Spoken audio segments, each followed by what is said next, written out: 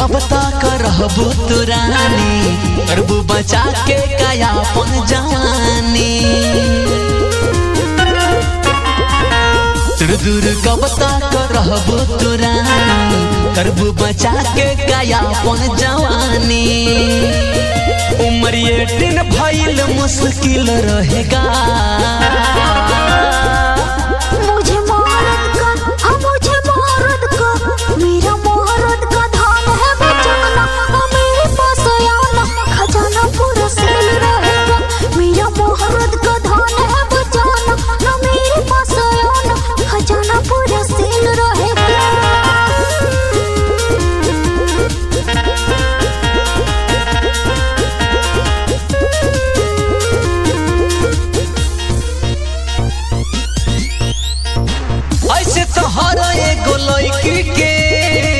रहेला एगो दीवाना,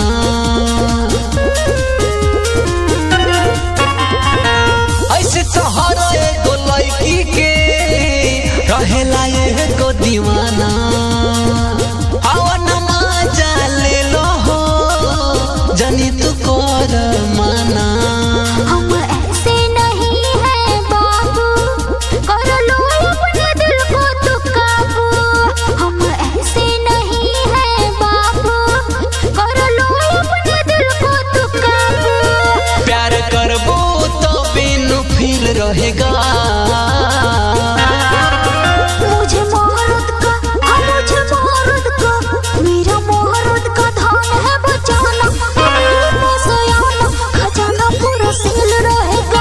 मेरा मोहब्बत का धन है बचाना।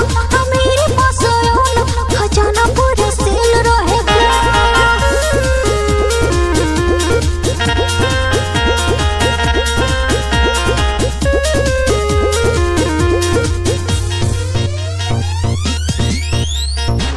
नाना कतनो करबू हो मनवा डोलिए जाई।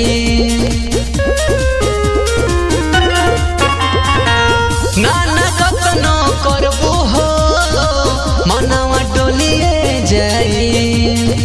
राजसवाय भो विकास से लव यू बोलिए जाई। रहना असरा लगा के